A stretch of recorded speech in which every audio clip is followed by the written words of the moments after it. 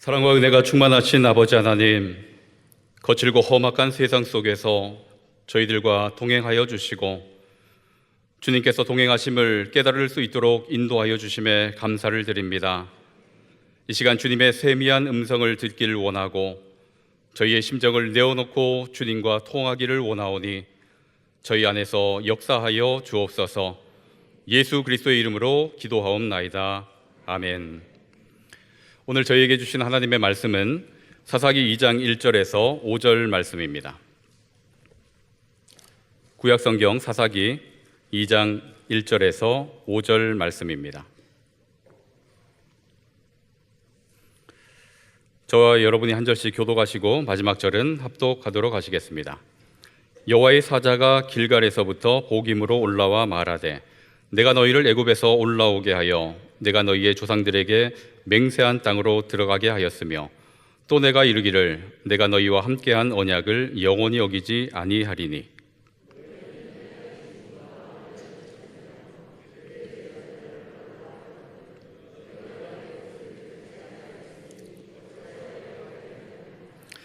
그러므로 내가 또 말하기를 내가 그들을 너희 앞에서 쫓아내지 아니하리니 그들이 너희 옆구리에 가시가 될 것이며 그들의 신들이 너희에게 올무가 되리라 하였노라.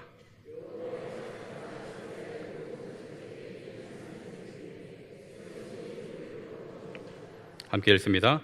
그러므로 그곳을 이름하여 복임이라 하고 그들이 거기서 여호와께 제사를 드렸더라. 아멘. 우리는 살아가면서 참 다양한 감정을 느낍니다. 기쁨이나 즐거움과 같은 긍정적인 감정을 느낄 때도 있고 분노와 슬픔과 같은 부정적인 감정을 느낄 때도 있습니다. 흔히 사람들은 긍정적인 감정은 좋은 것이고 부정적인 감정은 나쁜 것이니 그런 감정은 좀 깊이 해야 된다라고 생각하는 경향이 있는데 긍정적인 감정이든 부정적인 감정이든 그 어느 것이든 우리 인생에 있어서 꼭 필요한 것일 겁니다. 예수님께서도 기뻐하고 즐거워하는 것뿐만 아니라 슬퍼하기도 하시고 분노하기도 하셨습니다. 요한복음 11장에 보시면 나사로가 죽었을 때 예수님께서 그 집을 찾아가시지요. 유대인들이 우는 모습을 보셨습니다. 또 마리아가 우는 걸 보셨어요. 그리고 예수님께서도 그 모습을 보신 후에 비통히 여기시고 눈물을 흘리셨다 하는 것을 기록하고 있습니다. 예수님도 이처럼 슬퍼하며 눈물을 흘리셨습니다. 그뿐 아니라 예수님께서도 분노하신 적이 있습니다. 예루살렘에 입성하신 후에 성전에서 장사하는 이들, 그들을 보고 예수님께서는 분노하셨죠. 그리고 장사한 이들의 상을 다 뒤엎으셨습니다. 이처럼 하나님께서 주신 희노애락이라는 이 감정은 인생에 있어서 꼭 필요한 것이고 이 감정은 적절하게 사용하는 것이 건강할 것입니다. 그래서 감출 것 없이 우리가 기뻐할 때는 기뻐하고 또 슬퍼할 때는 슬퍼하면 되는 것이죠. 그런데 여기서 중요한 것이 있습니다. 그 감정의 기준이 무엇인가? 우리가 기뻐하고 즐거워하는 것, 슬퍼하고 분노하는 것, 그 기준이 무엇인가? 그건 바로 하나님이 되어야 할 줄로 믿습니다. 여러분, 하나님께서 기뻐하시는 것을 함께 기뻐하고 또 하나님께서 슬퍼하시는 것을 우리도 함께 슬퍼하게 된다면 우리는 건강한 삶 그리고 하나님께서 보시기에 복된 삶을 살아가게 될 것입니다. 이런 의미에서 여러분 각자에게 스스로 한번 질문해 보시면 좋겠습니다. 여러분은 무엇 때문에 기뻐하고 무엇 때문에 슬퍼하는가? 무엇 때문에 즐거워하고 무엇 때문에 분노하는가? 여러분 마음에 한번 질문해 보시고 마음속으로 답을 한번 정해 보시길 바랍니다. 그리고 이런 질문에 답을 정하셨다면 무엇 때문에 나는 기뻐하고 무엇 때문에 나는 분노했는가? 라는 것도 생각해 보시기를 바랍니다. 여러분 어떤 감정이든 기뻐하거나 슬퍼하거나 분노하거나 또 아파하거나 여러 가지 이 감정들 하나님을 기준 삼아 그런 감정을 우리가 느껴야 하고 또 그런 감정을 느낀 뒤에는 그에 따르는 삶을 살아야 할 것입니다. 예수님께서도 울기만 한 것이 아니에요. 울고 나서는 어떻게 하셨습니까? 나사로를 살리셨습니다. 분노만 하신 것이 아닙니다. 분노하신 후에는 그들을 살리기 위해서 십자가를 지셨습니다. 그런 감정을 느낀 이후에 뒤따라와야 하는 삶이 있다라는 것을 성경이 보여주고 있습니다. 서두에 이렇게 말씀을 드리는 이유는 오늘 본문에 슬퍼하는 자, 우는 자들이 나오기 때문입니다. 이스라엘 백성들이 나오고 있는데요. 이 이스라엘 백성들이 왜 울게 되었는지, 그리고 그들이 울음 이후에 어떻게 달라졌는지, 어떻게 되었는지 오늘 주시는 이 말씀을 통해서 하나님의 음성을 듣게 되기를 원합니다. 1절 말씀입니다. 1절 말씀을 같이 눈으로 보시면 좋겠습니다. 여호와의 사자가 길갈에서부터 보김으로 올라와 말하되 내가 너희를 애굽에서 올라오게 하여 내가 너희의 조상들에게 맹세한 땅으로 들어가게 하였으며. 여기까지 보겠습니다. 여러분, 재밌는 것이 있죠. 특이한 것이 하나 있습니다. 여호와의 사자가 지금 어디서부터 왔다라고 성경 기록하고 있습니까? 하늘로부터 온 것이 아니라 길갈로부터 왔다라고 말하고 있습니다. 길갈은 애굽의 수치를 떠나가게 했다라는 그런 의미를 담고 있죠. 그러니까 이스라엘 백성들이 애굽에서 나오고 광야를 거쳐 가나안에 들어온 이후에 처음 요단강을 건너서 맞이하는 그 장소, 그곳에서 애굽의 수치를 떠나가게 했다. 그래서 그곳 이름을 길갈이라 하였고, 그곳에서 하나님의 은혜를 경험한 것이고 하나님의 구원을 다시금 상기하게 된 것입니다. 그러니까 여러분, 길갈은 어떤 장소입니까? 하나님의 구원과 은혜를 상기하는 장소이고 하나님의 임재를 경험한 장소입니다. 그런데 여호와의 사자가 바로 그곳으로부터 왔다라고 기록하고 있습니다. 이런 맥락에서 볼 때 보김, 길갈에서부터 지금 보김으로 왔다라고 하는데, 보김은 길갈과는 좀 다른 의미의 장소가 될 것이라는 것을 우리가 짐작해 볼 수 있을 것입니다. 자, 여호와의 사자가 보김으로 올라와 말합니다. 내가 너희를 애굽에서 올라오게 하여 내가 너희의 조상들에게 맹세한 땅으로 들어가게 하였으며. 요약하면 어떻게 되겠습니까? 이스라엘을 애굽에서 이끌어내시고 맹세하신 그 땅 가나안으로 들이신 것은 누구라고 말하고 있는 것입니까? 바로 여호와 하나님이다. 하나님께서 애굽에서 이끌어내시고 가나안까지 인도하셨다. 전적인 하나님의 능력이다. 여호수아나 모세가 그것을 잘한 것이 아니라 하나님께서 전적으로 하셨음을 나타내주고 있습니다. 여러분, 여호수아 1장 1절 그리고 사사기 1장 1절을 한번 보시길 바랍니다. 어떻게 기록하고 있는가 하면 여호수아 1장 1절입니다. 여호와의 종 모세가 죽은 후에, 여호와의 종 모세가 죽은 후에. 사사기 1장 1절도 비슷하게 시작을 합니다. 여호수아가 죽은 후에. 여러분, 이것이 무엇을 의미하겠습니까? 이들이 큰 역할을 하긴 했지만 이들이 사라져도, 죽음으로 인해 사라져도 하나님의 역사는 변함없이 계속 이루어진다. 그러니까 사람에 의해서 좌우되는 것이 아니라 전적으로 하나님이 이 구원의 역사를 이끌어 가신다라는 것을 보여주고 있는 것입니다. 자, 그리고 1절 하반절 읽지 않았던 부분을 다시 보도록 하겠습니다. 하나님께서 내가 이렇게 했다라는 것을 말씀하시면서 또 하나 덧붙입니다. 또 내가 이르기를 내가 너희와 함께한 언약을 어떻게 하신답니까? 영원히 어기지 아니하리니. 우리 하나님께서 이스라엘 백성들과 언약을 하셨어요. 그런데 그 언약은 영원히 어기지 않는다. 반드시 지키신다. 신실하게 지키신다. 라는 것을 말씀하고 있습니다. 여러분, 하나님께서는 언약을 신실하게, 여러분 무섭도록 지키시는 줄로 믿으실 수 있기를 바랍니다. 하나님 반드시 지키세요. 하나님께서 말씀하신 것은 반드시 지키십니다. 그렇게 여러분, 이스라엘 백성들은 이제 무엇하면 되겠습니까? 구원하신 그 하나님을 체험했고 언약하신 그 하나님을 믿고 하나님의 말씀을 따라 살아가는 것만 남아 있습니다. 그런데 이들의 모습이 어떠한가 이 이후에 나오게 되는데요. 자, 하나님께서는 먼저 이스라엘 백성들에게 어떤 언약, 어떤 명령을 하셨는가를 한번 보도록 하겠습니다. 신명기 30장 16절에서 18절 화면을 보시고 눈으로 따라 보시면 되겠습니다. 제가 읽어드리겠습니다. 곧 내가 오늘 네게 명령하여 네 하나님 여호와를 사랑하고 그 모든 길로 행하며 그의 명령과 규례와 법도를 지키라 하는 것이라.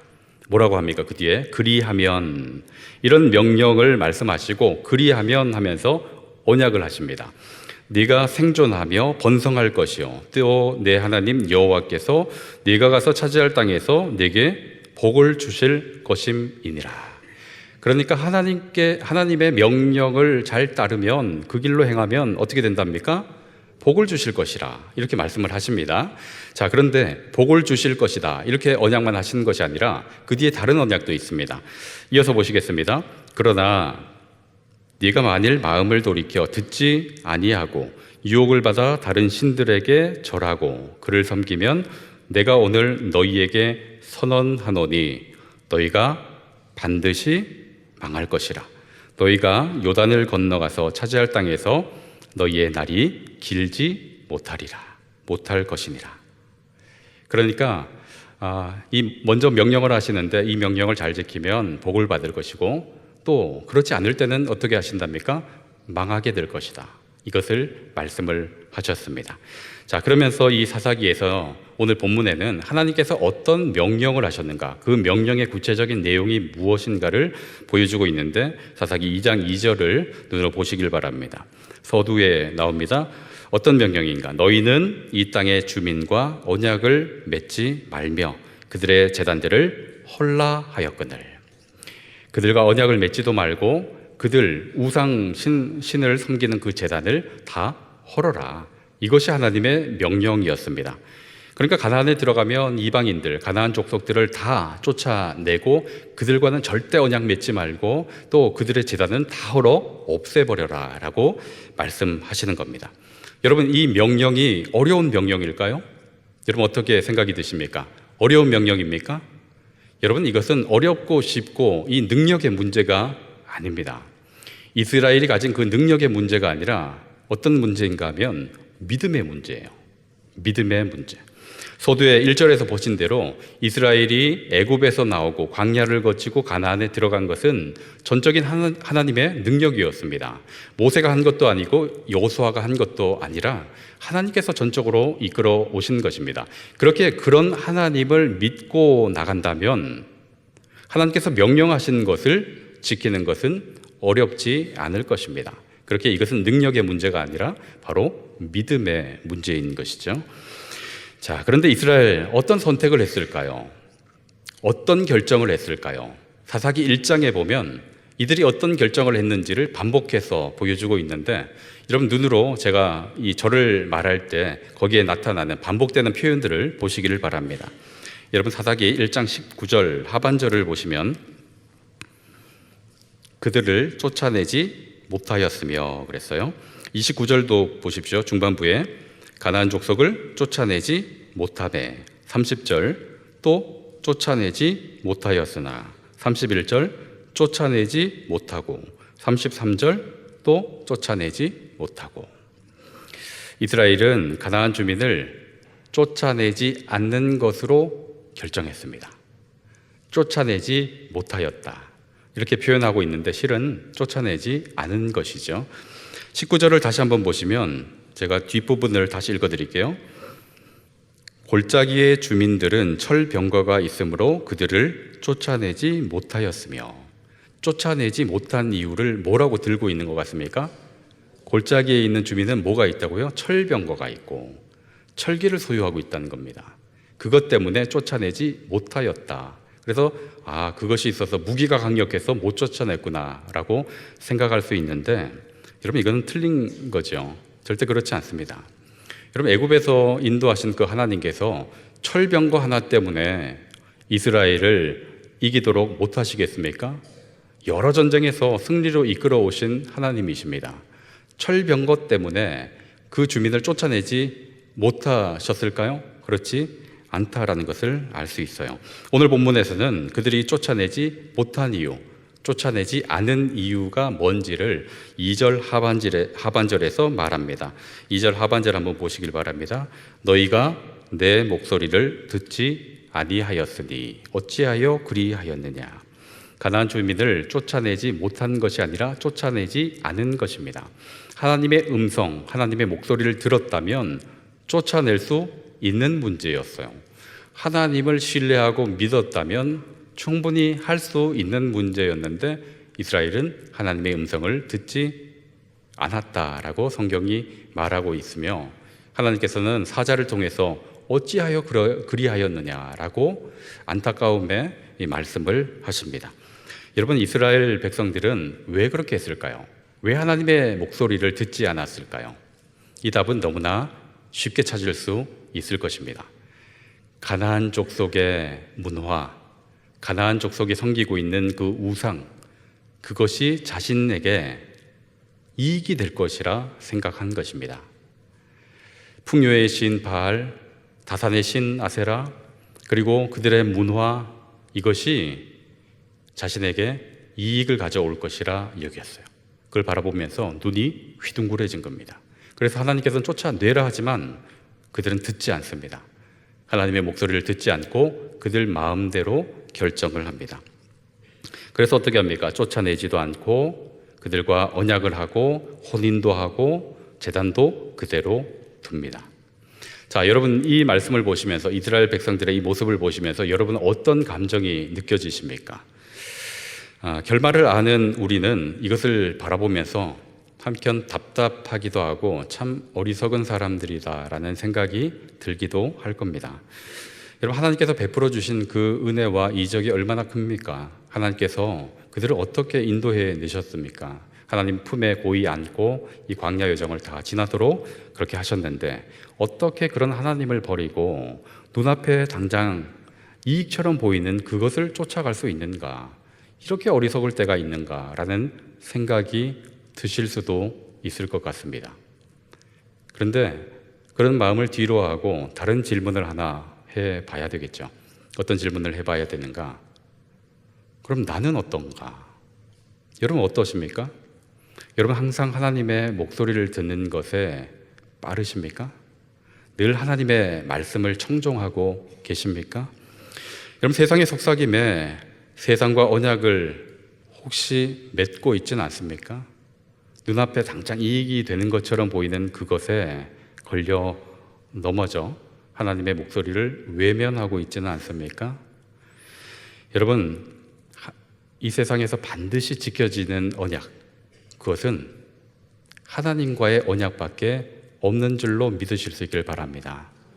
여러분, 세상이 우리에게 막 약속을 합니다. 많은 약속을 해요.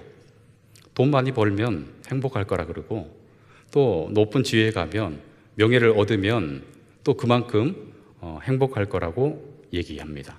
그런데 부유하다고 해서, 높은 지위를 얻거나 명예를 갖는다고 해서 항상 행복한가? 여러분, 그렇지 않음을 우리가 많이 보지 않습니까? 최근에도 어떤 연예인이 지금 구설수에 올라 있습니다. 마약 사건으로.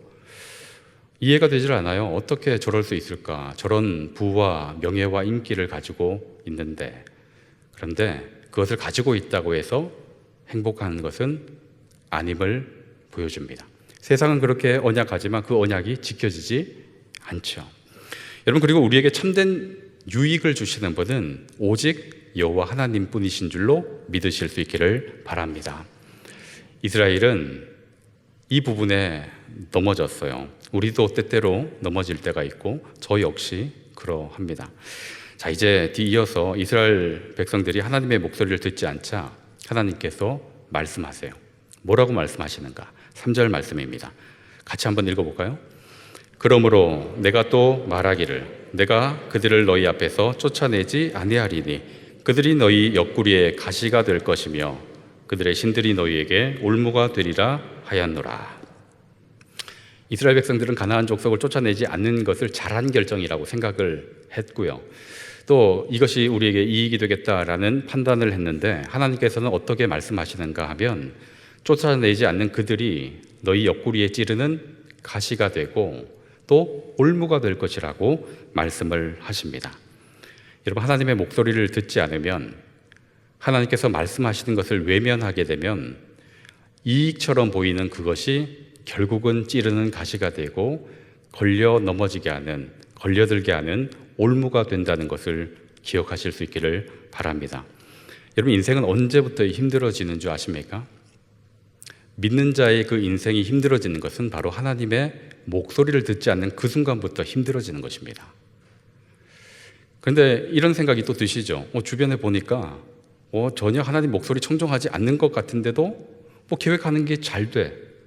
승승장구해. 그러면서 저렇게 해도 잘 사는구나 라는 생각이 여러분 드신 적이 있습니까? 이에 대해서 시편은 분명하게 말씀하고 있습니다. 이것을 악인의 형통이라고 얘기하죠. 37편, 73편 이 두 시편은 악인의 형통에 대해서 분명하게 우리에게 알려주고 있습니다.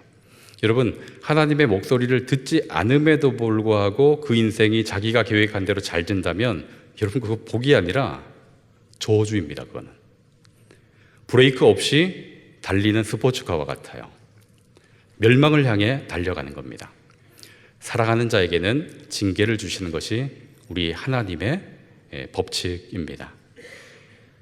우리가 하나님의 목소리를 듣지 않으면 이렇게 어렵게 되지만 하나님의 목소리를 다시 청종하고 돌아서게 되면 하나님께서는 가시를 제거해 주시고 또 올무를 또 없애 주십니다. 여러분, 가시 또 올무가 될 것이라는 이 책망, 이것을 이스라엘 백성들이 듣게 되었습니다.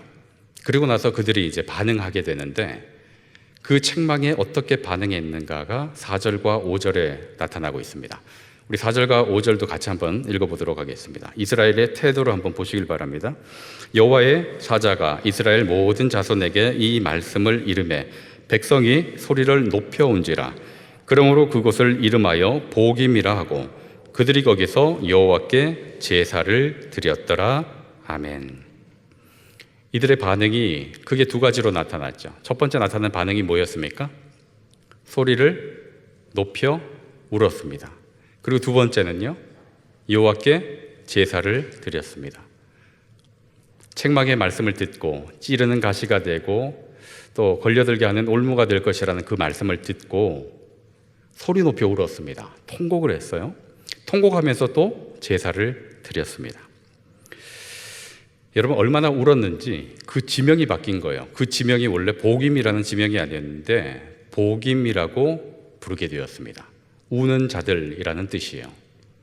얼마나 통곡을 많이 했는지 우는 자들이라는 지명을 얻게 된 겁니다. 많이 울었어요. 제사도 드렸습니다. 여러분, 많이 울고 제사 드린 그 이후 어떻게 되었을까요?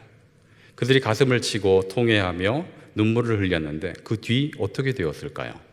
눈물의 제사 그 이후 그것을 멀지 않은 곳에서 볼 수 있습니다.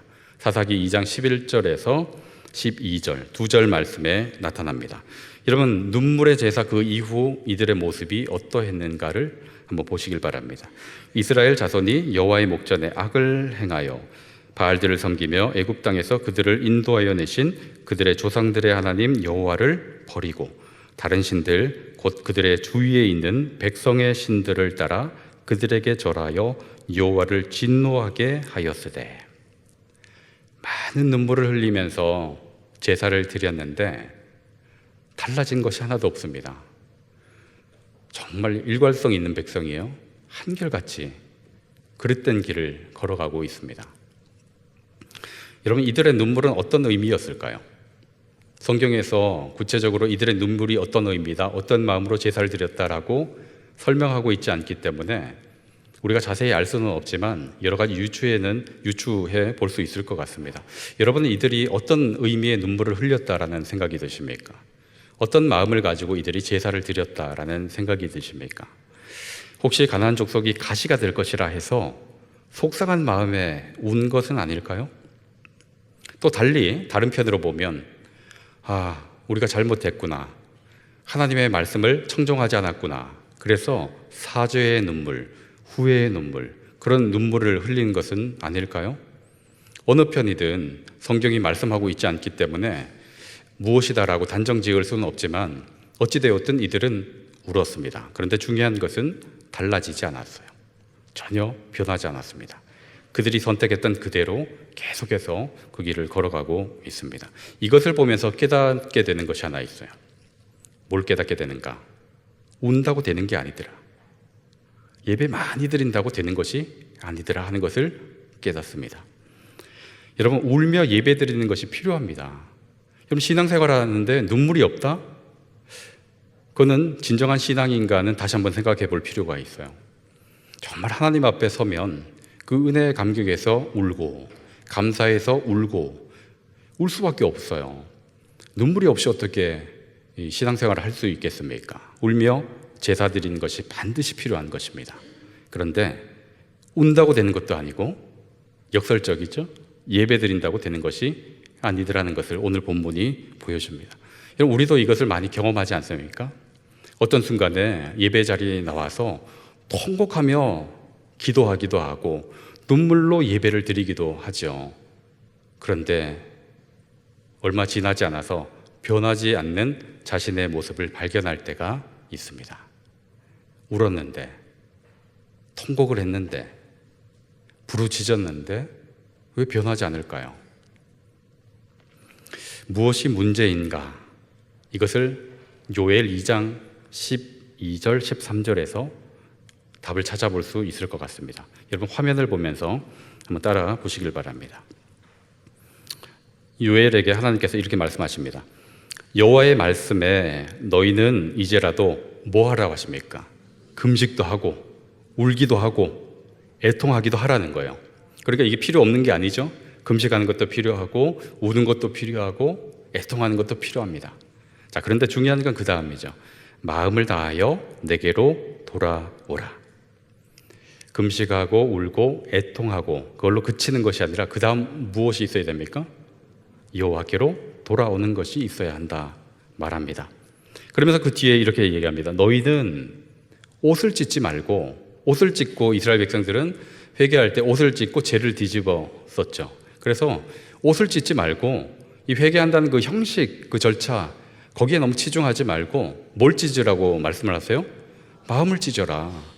옷까지 찢는다고 이게 회개가 되는 것이 아니라 마음을 찢어야 된다라고 말씀하시면서 마음을 찢고 하나님께로 돌아오라, 이렇게 말씀을 하시는 겁니다.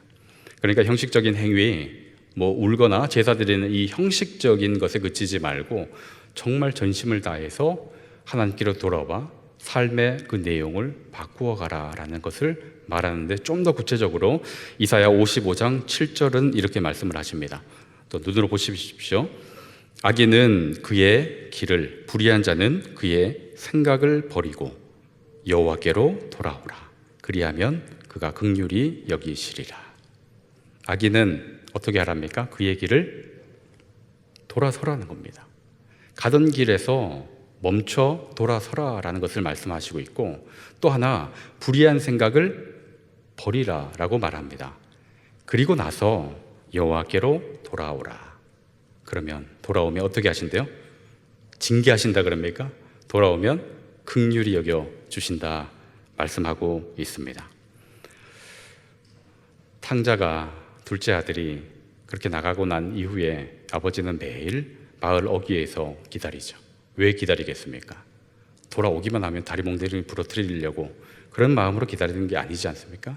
돌아오기만 해라. 돌아오면 다 준비되어 있다 하는 것을 말씀을 통해서 그 아버지의 심정을 볼 수 있습니다. 여러분, 같은 말씀을 구약에서도 하나님은 계속해서 하십니다. 마음을 찢고 나에게로 돌아오라. 울기만 하고 우는 것에 그치지 말고 마음을 찢어서 나에게로 돌아와야 된다. 그래야 나의 긍휼을 입을 수 있고 나의 은혜를 입고 살아갈 수 있다라고 말씀하십니다. 여러분, 아무리 울어도, 아무리 예배를 많이 들어도 마음을 찢고 여호와께로 돌아가지 않으면 아무런 변화도 일어나지 않다라는 것을 꼭 기억하실 수 있기를 바랍니다. 그러나 나의 이익이 되는, 이익을 생각하는 나의 그 마음을 찢고, 나의 경험으로 판단하는 그 생각을 찢고 다 찢어버리고 우리 하나님께로 돌아가게 된다면 하나님께서는 우리를 받아주실 뿐만 아니라 긍휼히 여기시고 또 우리의 삶을 변화로 이끌어 가실 줄로 믿습니다. 여러분, 돌아가면 여러분 삶에 회복의 역사가 일어날 줄로 믿습니다. 그리고 구원의 역사도 날마다 새롭게 경험하게 될 것입니다. 그런데 여러분, 여호와께로 마음을 찢고 돌아가실 수 있기를 바랍니다. 이제 다 함께 마음을 찢고 우리 하나님께로 돌아가게 되기를 주님의 이름으로 간절히 기원합니다. 기도하시겠습니다. 아버지 하나님, 저희로 마음을 찢고 울게 하시고 아버지께로 돌아가고자 몸부림치며 부르짖게 하여 주시옵소서. 성령으로 충만하게 임하여 주시고 저희의 마음과 생각을 다스려 주시옵소서. 주님께 온전히 맡기며 예수 그리스도의 이름으로 기도하옵나이다. 아멘.